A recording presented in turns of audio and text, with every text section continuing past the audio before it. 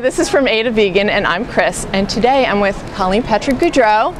She is a cookbook author, a speaker, a compassionate cook, a food for thought podcaster, and an all-around compassionate person. Thank you for joining us today. We're glad we got to catch up with you here. Me too. It's a nice event here. We're at the DC Veg Fest, and it's quieting down a little bit.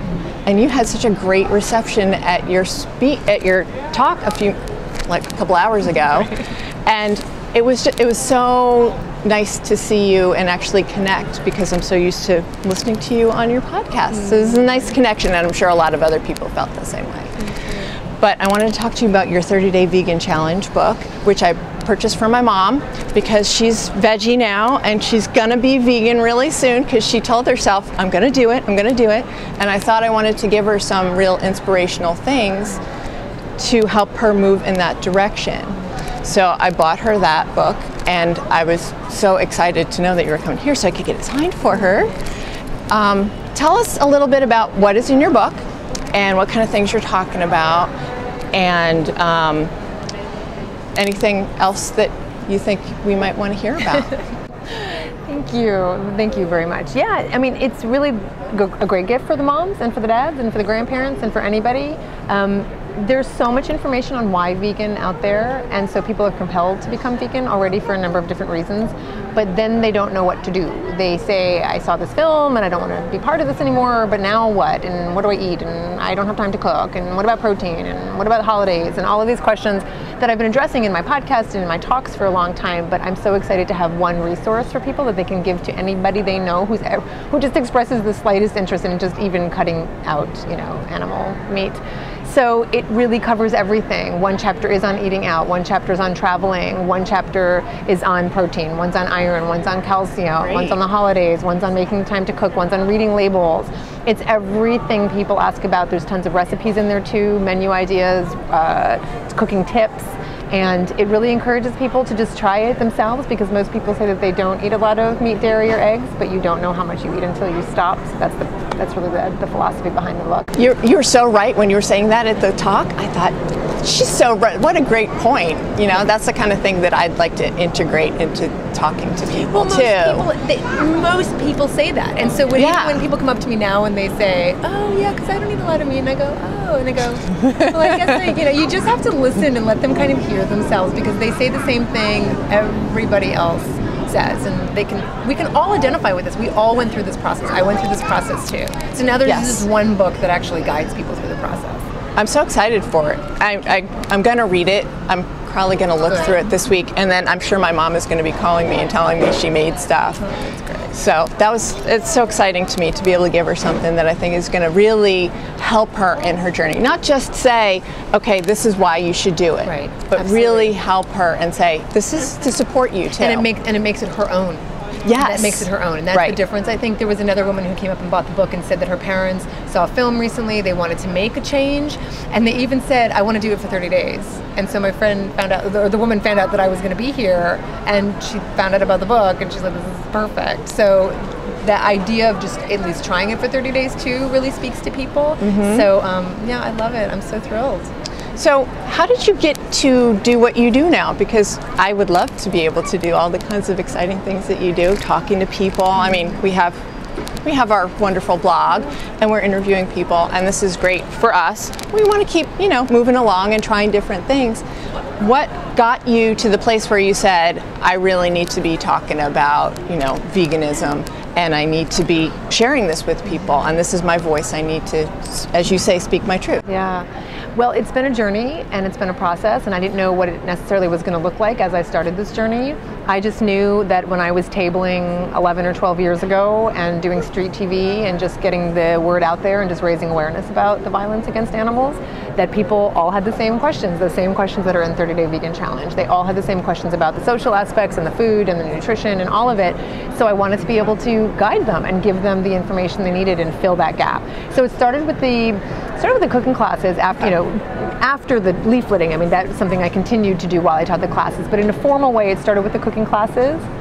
And then I wanted to extend it beyond people who are in the Oakland, San Francisco Bay Area. So I did the DVD with Elka, who's now with PETA, and we did the DVD. And then from there, I realized, okay, there's this thing called a podcast, and let me do this thing called a podcast. I didn't even have an iPod at the time. I didn't even know what a podcast was when I started doing it. Honestly, really? Honestly, I had no idea.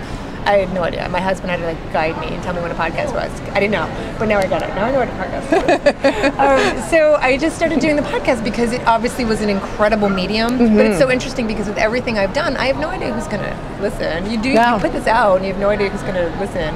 And the podcast became an incredible medium for this information. And it also enabled me to do what I did in the cooking classes, where I'd be talking about, almond milk, and then I'd be able to talk about cows and how their babies are taken away from them, but then move back into and then stirring the onions. And that was really effective in the cooking classes and still is. But the podcast, I could just do it without having to stop and just stir the onions. So I'd be able to express all this information. From there, then, the book started, and that was also unexpected. I didn't know that was going to happen. My publisher for Joy of Vegan Baking approached me, and they wanted to do a vegan baking book. And wow. It took me a while to convince me to do it. I had to convince me to do it.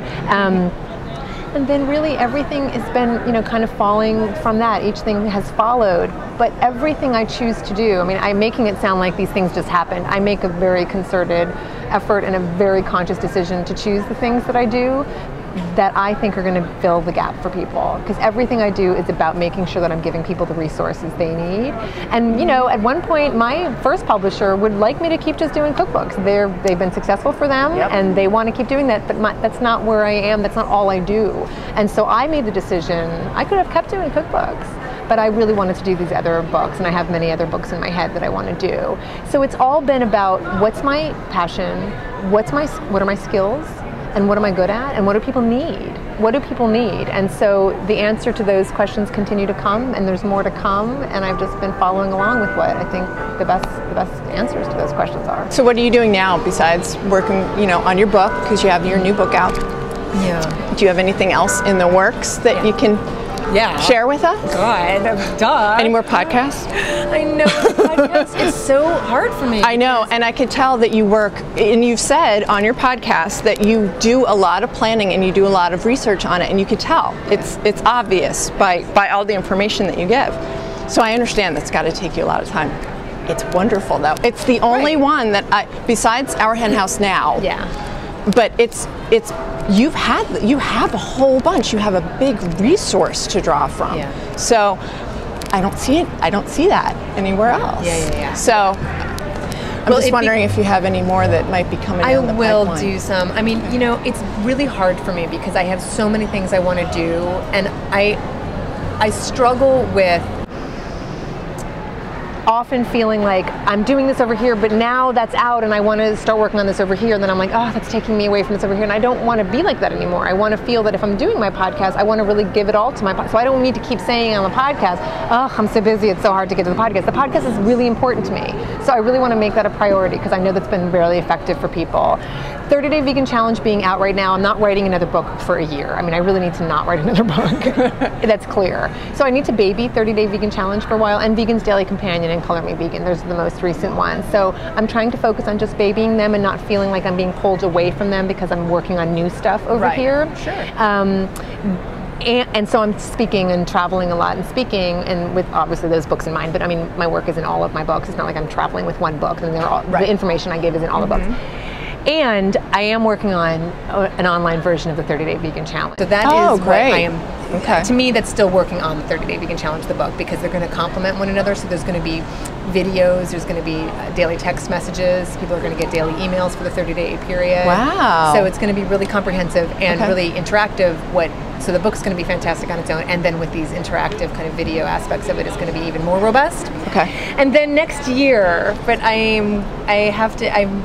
it's going to happen, but I have to kind of table it for the next couple months. I'm super excited. I'm working on a film festival, so it will be the Animals in Film Festival, and that films that celebrate the human-animal bond is really what I'm going to be focusing on. So you've heard me in the podcast talk about literature. Yes. Oh, absolutely. And film, right? Yes, I like both of those things. I like film too. Yeah, good. I saw you like. So much in yes, I know.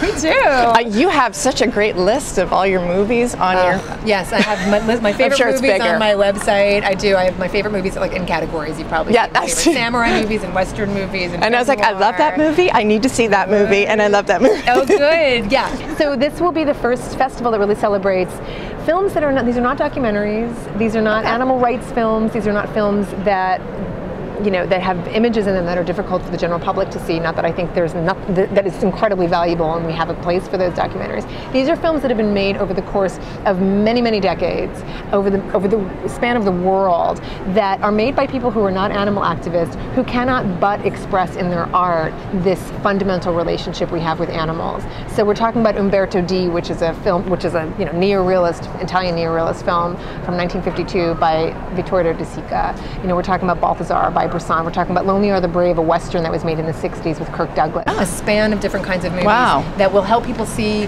through this lens how fundamental this relationship is to animals. So that's the next thing I'm going to be focusing on, and I'm super excited about it. You just got me really excited about it too. Well, I'm just so glad that you're active and doing things, and it's fun to see you out and about and here because, you know, we're on the East Coast and you're normally on the West Coast, so it's really nice. I'm on the East Coast a lot. I have to say, I come here a lot. Well, we're going to have to see you more now that we know you, and you have to keep us up to date and let everybody know where they can find all of your information and your upcoming speaking tour and everything. Can they go to Compassionate Cooks? CompassionateCooks.com, and we're revamping the website as we're building the 30-day vegan challenge online. We're revamping the entire Compassionate Cooks website. We're rebranding a little bit too, so that it's more focused on the Compassionate Cook, because the Compassionate Cooks really is just me. So it's really the Compassionate Cook, but the CompassionateCook.com and CompassionateCook.com, CompassionateCooks.com all go to the same place, and we're going to revamp the website. It's going to be fabulous and new because my website's about 7 years old, so it's going to be really fabulous. But there's so much stuff on there and there's so many resources, and you can see how long people have been following you and how much you've been influencing them. So we really appreciate all the time that you've taken with us today, just chatting.